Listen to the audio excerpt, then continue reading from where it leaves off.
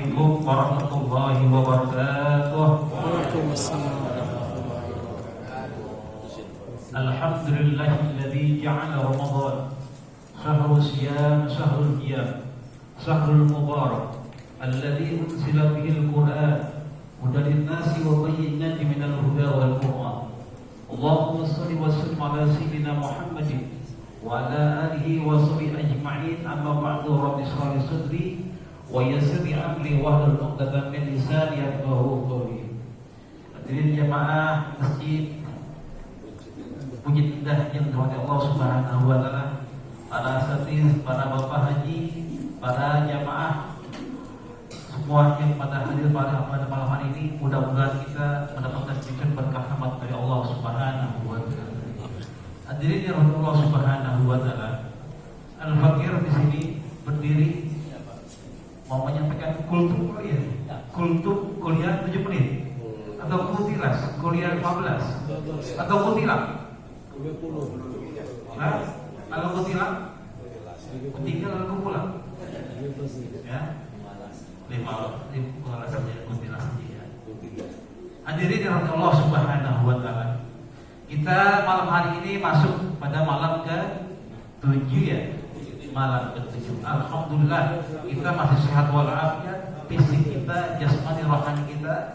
Mudah-mudahan itu semua sampai akhir nanti Ramadan kita dalam keadaan sehat.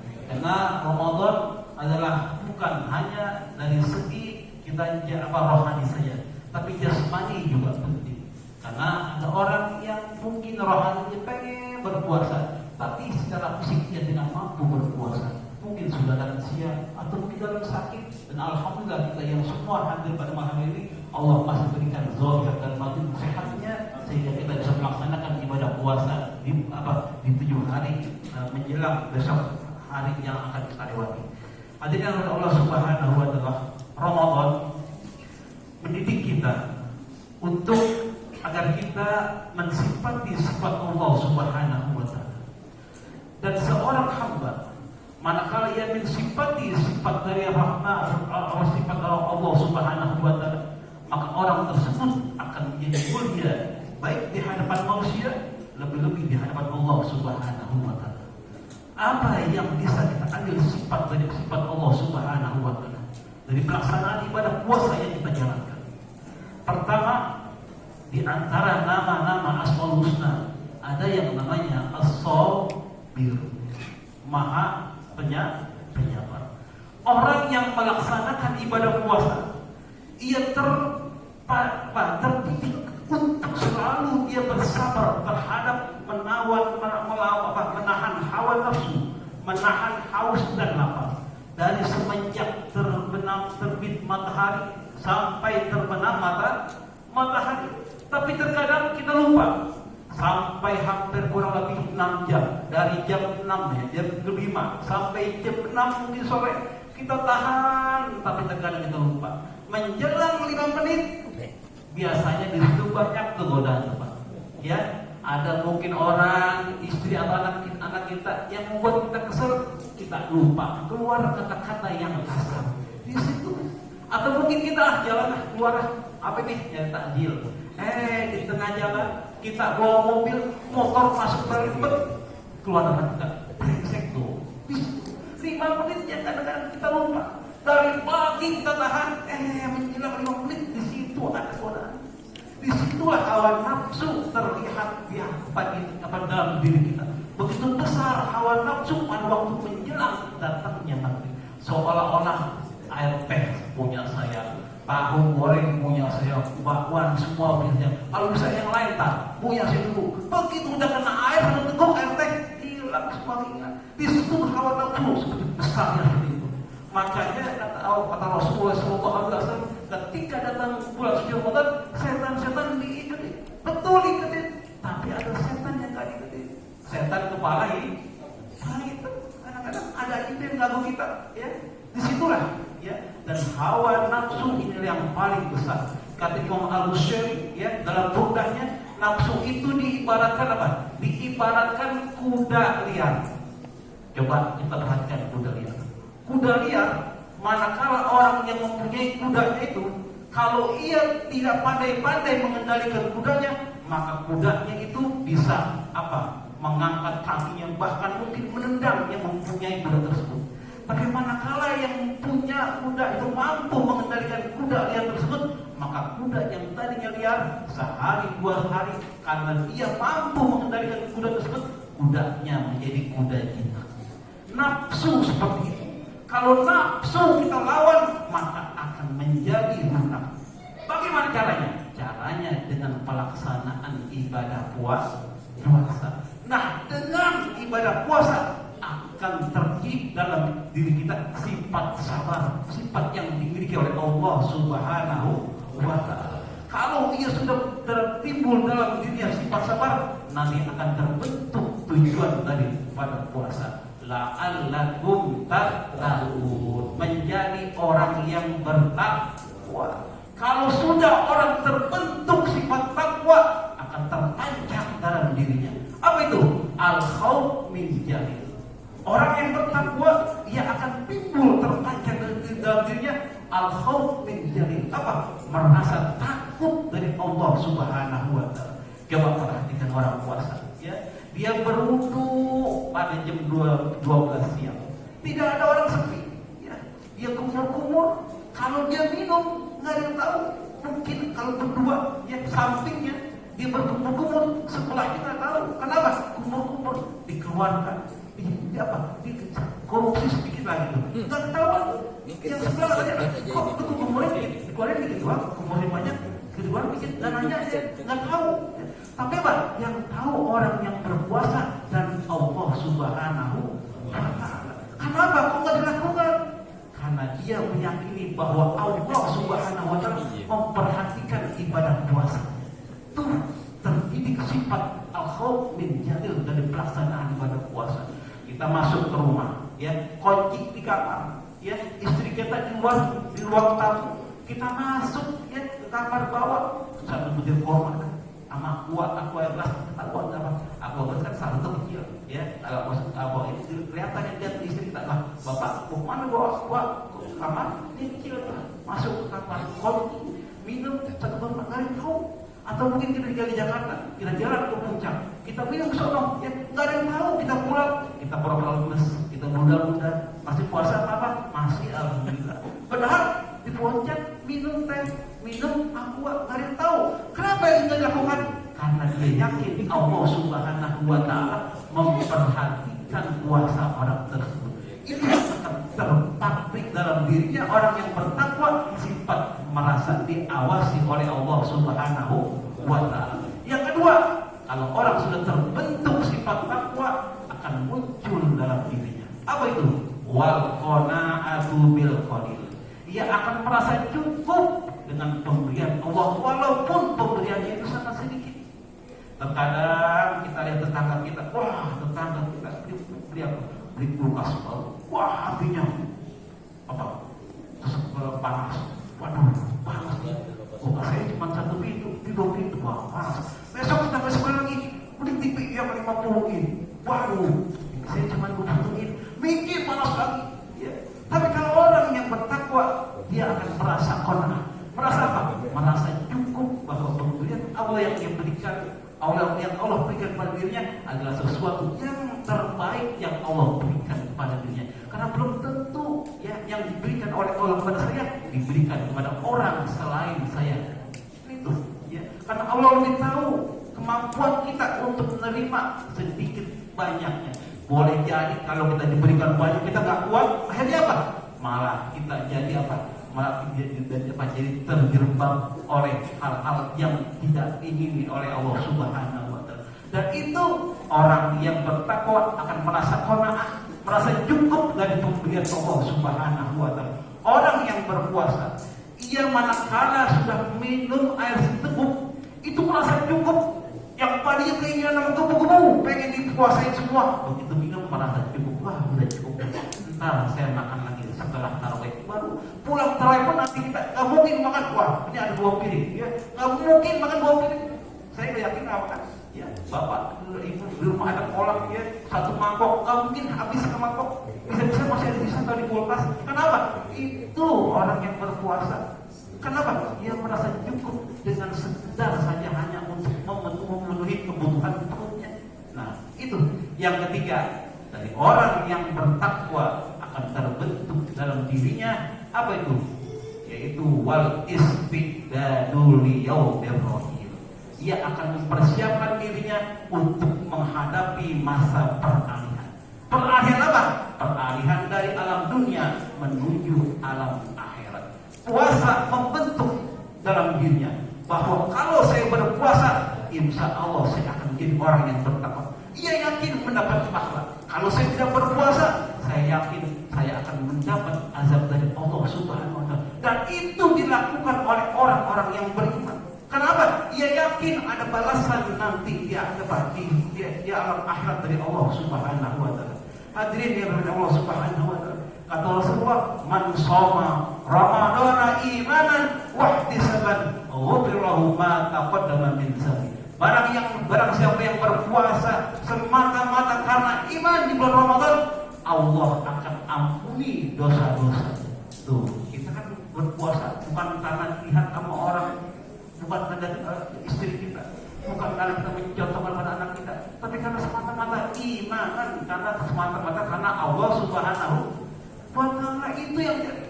Dan hadis lain juga, man qama ramadhana imanan wa ihtisaban ghufira lahu ma taqaddama min dhanbi. Barang siapa yang melaksanakan sholat, nih ayat ini kita sholat yang mulai tarawih. Semata-mata apa? Imanan karena Allah Subhanahu wa Ta'ala, ghufira lahu ma taqaddama. Kita pulang keluar dari masjid, diampuni dosa kita oleh Allah Subhanahu wa Ta'ala. Apalagi ini bulan Ramadan, bulan pengampunan yang Allah Subhanahu wa Ta'ala apa? Tutup rapat-rapat pintu neraka. Allah buka lebar-lebar pintu surga, dan Allah buka semua pintu pengampunan terhadap hamba-hambanya yang mau bertobat kepada Allah Subhanahu wa Ta'ala. Terakhir ya, di Ramadan ini adalah hari momen yang tepat. Untuk apa? Untuk kita bermunajat kepada Allah Subhanahu wa Ta'ala. Kenapa? Karena Allah Subhanahu wa Ta'ala berfirman, wa idza sa'alaka 'ibadi anni fa inni qarib. Wahai Muhammad, kata Allah, jika hambaku bertanya tentang diriku, kata Allah, katakan fa inni qarib, aku sangat dekat. Tuh kata Allah, aku sangat dekat. Pas apa? Udhuni qarib ujibu da'watan da'i idza da'ani falyastajibuni wal yu'minu billahi annahum yarshudun. Oleh karena itu, karena aku sangat dekat, silahkan beri petunjuk pada mereka agar mereka mau meminta kepadamu, akan aku ijabah. Tapi manakala kita berdoa, Ustaz, saya udah sebulan, udah 2 bulan doa saya kok nggak terima-terima. Saya pengen minta biar saya, ya Allah, berikan saya mobil yang baru, ya minimal mobil Alphard begitu. Tapi sekarang belum ada.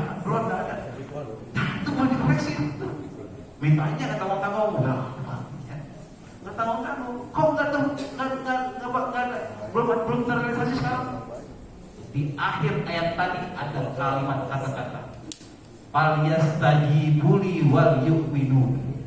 Falyastajibuli, kalau doa mau diterima oleh Allah Subhanahu wa Ta'ala, ada 2 syarat kata Allah. Falyastajibuli, apa yang pertama? Penuhi keinginanku, kata Allah Subhanahu wa Ta'ala.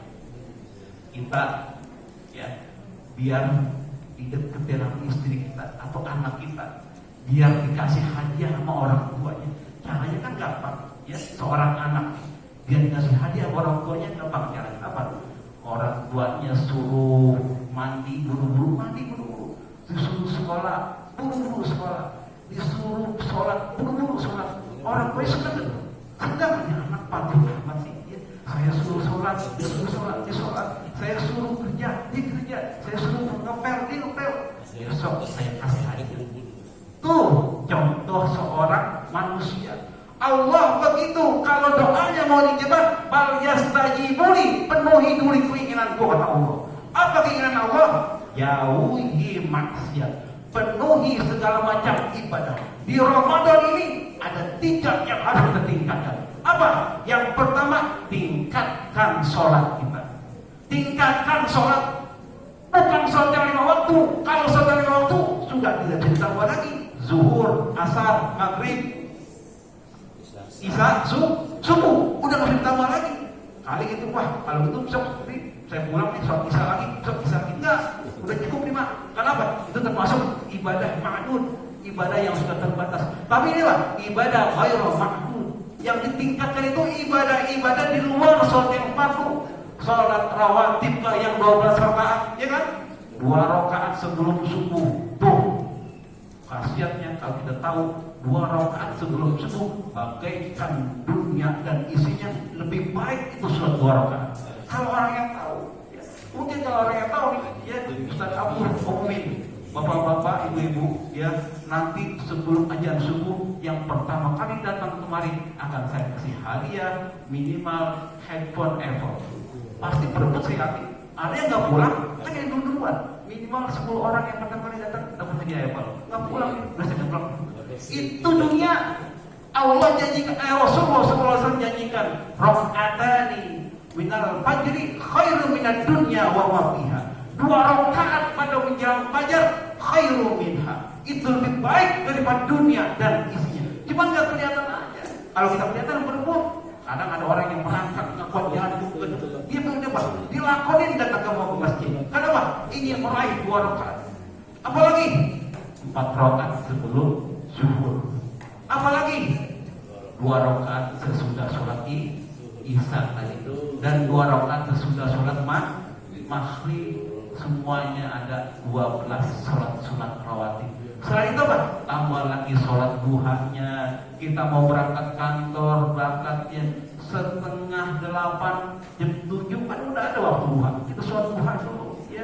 Insya Allah rezeki kita, usaha kita Allah akan lancarkan. Kalau kita apa? Istiqomah untuk meningkatkan ibadah kita, ya. Itu. Yang kedua, di Ramadan ini perbanyak apa? Dekatkan diri kepada yang namanya Al-Quranul Karim. Karena di antara tadi orang yang bertakwa sifatnya akan terpancar. Apa itu? Yaitu orang tersebut wal amalu bin tanzil. Ia akan beraktivitas sesuai dengan Al-Quranul Karim. Di Ramadan ini jangan sekali-kali kita meninggalkan bacaan Al-Quranul Karim. Kalau mungkin kemarin kita di luar Ramadan lebih banyak melihat handphone atau televisi, sekarang boleh lihat tapi dikurangkan. Yang lebih ditingkatkan, perbanyak lihat mushaf Al-Quran. Pak, saya baca Al-Quran nggak tahu artinya, nggak paham, apa dapat pahala? Diibaratkan gini, orang baca Quran, ya saya baca Quran nih, saya nggak paham artinya, saya nggak tahu tafsirnya, itu ada maknanya nggak? Ada pengaruhnya nggak? Asal nggak pada diri kita? Diibaratkan orang yang semacam itu seperti ini. Kalau kita mengisi air ke dalam air tersebut, kita masukkan ke dalam keranjang sayur, ya kita isi, tidak mungkin itu keranjang sayur airnya penuh, betul nggak? Ya kan, keranjang sayur nih kita isi air, nggak mungkin penuh kan? Nggak mungkin penuh. Coba lihat apa yang terjadi dengan keranjang tersebut. Ini orang kok bego banget, isi air di keranjang mana penuh? Kalau di bak ember tidak penuh, di keranjang. Tujuannya sih biar apa? Tujuannya mau pindahin air dari satu wadah ke wadah keranjang, tapi nggak penuh-penuh. Apa ada hikmahnya? Hikmahnya perlihat. Yang tadinya keranjang kotor banyak debu-debu, karena diisi terus, walaupun airnya tidak penuh karena selalu bocor, apa yang terjadi dengan keranjang tersebut? Keranjang tersebut yang tadinya kotor menjadi bersih. Hati kita seperti itu. Kita baca Quran, tidak paham maknanya, tidak tahu tafsirnya, tapi kalau kita baca setiap hari, hati kita yang tadinya kotor menjadi bersih. Hati kita bagaikan, kata Imam Ghazali, bagaikan kaca yang terkena debu. Kalau orang rajin mengelap kacanya, akan mengkilap itu kaca. Tapi manakala orang malas mengelap kaca tersebut yang tadinya putih, bisa menjadi kaca hitam dan tidak kelihatan orang yang ada di balik kaca. Kenapa? Begitu banyak debu yang ada di kaca tersebut. Hati pun seperti itu. Orang yang berdoa 2-3 bulan belum diterima. Kenapa? Karena hatinya sudah kotor. Rahmat Allah mau masuk tidak bisa mentawaki. Ini ibaratkan ada botol aqua. Saya isi botol aqua yang kosong, ya. Lalu apa? Saya tutup dengan apa? Dengan kertas atau jari, airnya masih masuk. Kenapa? Karena saya tutup dengan jari, masih bolong-bolong atau kertas. Tapi kalau saya tutup botol aqua dengan botol tutup yang sebenarnya saya tuang, tidak akan masuk itu botol yang kosong. Kenapa? Tertutup rapat-rapat. Hati seperti itu. Kita berdoa kepada Allah tidak pernah masuk, tidak pernah tembus rahmat Allah. Kenapa? Hati kita kotor kepada Allah Subhanahu wa taala. Oleh karena itu di hari yang malam yang tepat ini, mari sama-sama kita baca istighfar. Astaghfirullah Rabbal baraya, astaghfirullah minal khataya, astaghfirullah Rabbal baraya, astaghfirullah minal khataya. Terakhir, mari sama-sama kita baca sirul istighfar. Bismillahirrahmanirrahim. Allahumma anta rabbi la ilaha illa anta khalaqtani wa ana abduka wa ana ala ahdika wa wa'dika mastata'tu a'udzu bika min syarri ma sana'tu abu'u laka wa abu'u bi dzambi faghfirli fa innahu la yaghfiru dzunuba illa anta. Kalau kita rajin senang beristighfar, insya Allah hati kita menjadi bersih. Apalagi kalau di bulan Ramadan ini, di dalam Al-Quran kata Allah Subhanahu wa taala, wa fil ashari hum yastaghfirun. Menjelang sahar ya jam 2, jam 3, jam 4, setengah 4, orang-orang yang beriman dia akan selalu melazimkan banyak-banyak membaca istighfar kepada Allah Subhanahu wa taala. Mudah-mudahan ya, tadi kita sudah baca sirul istighfar, insyaallah yang kemarin Bapak Ibu minta doa ya biar punya mobil Alphard, insyaallah ya. Menjelang Ramadan udah ada datang ya. Walaupun ini ada dia akhirnya di daerah. Wassalamualaikum warahmatullahi wabarakatuh.